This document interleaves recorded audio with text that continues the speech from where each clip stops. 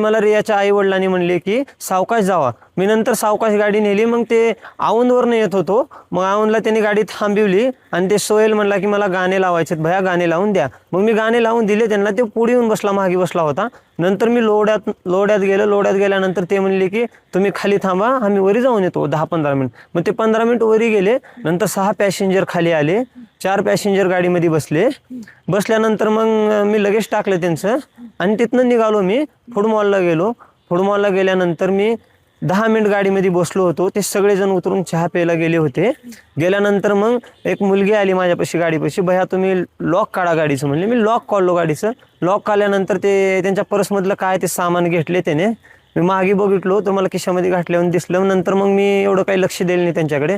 मग नंतर ते अर्धा तासानं आले, गाडीमध्ये बसले. बसल्यानंतर मग मला चला म्हणले. मग मी निघालो मुंबई एअरपोर्टला. तिथे गेल्यानंतर ड्रॉप केलो मी. ड्रॉप केल्यानंतर मला त्यांचा कॉल आला. मी 200 मीटर गेलो होतो पुढे. भैया गाडी तुम्ही मला माझं बॅग राहिले, मला बॅग आणून द्या. मग मी म्हणलो की रिवाज घेतो 200 मीटर गाडी, तुम्ही बॅग घेऊन या दादा म्हणलो तिकडे या म्हणलो चलत. मग त्यांनी 200 मीटर चलत आले. मी 200 मीटर मागे रिवाज गाडी घेतली. मग घेतल्यानंतर एक 500 मीटर मी खाली गेलो होतो.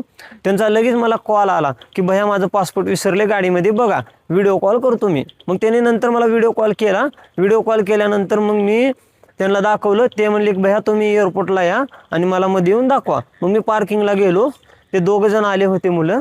आल्यानंतर ते पासपोर्ट बघितला, बॅटरी लावून मोबाईलची सगळं. मग गाडीमध्ये काहीच नव्हतं. मग मी नंतर आलो बाहेर. मग मला आमच्या मालकाने दुसरं भाडं दिलं, मी आलो.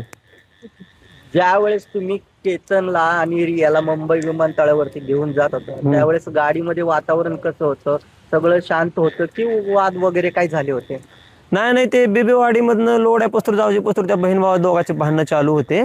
नंतर काय नाही, पुन्हा नंतर ते गाणे लावत हसत खेळत गेले नंतर पुन्हा.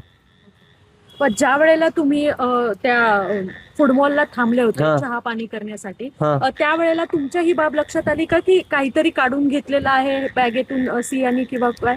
नाही मॅडम, एवढं पर्सनल गोष्टीला आम्ही लक्ष देत नाही कस्टमरच्या. पण तुम्ही पाहिलं होतं की सिया बॅगेतून काहीतरी वस्तू वस्तू काढत ते बघत होतो मी. फूड मॉलला थांबल्यास पर्समधून काहीतरी काढत होते. मी मागे भेटल्यानंतर ते माझ्याकडे बघितले. नंतर मी त्यांच्याकडे पुन्हा बघाय नाही. मग ते खिशामध्ये घालून गेले ते मध्ये. मग गेल्यानंतर मला पुढले काही माहित नाही. मग 10-15 अर्धा तासात ते आले. मग नंतर आल्यानंतर कॉल केले. मग मी गाडी पुढे घेऊन गेलो त्यांच्याकडे.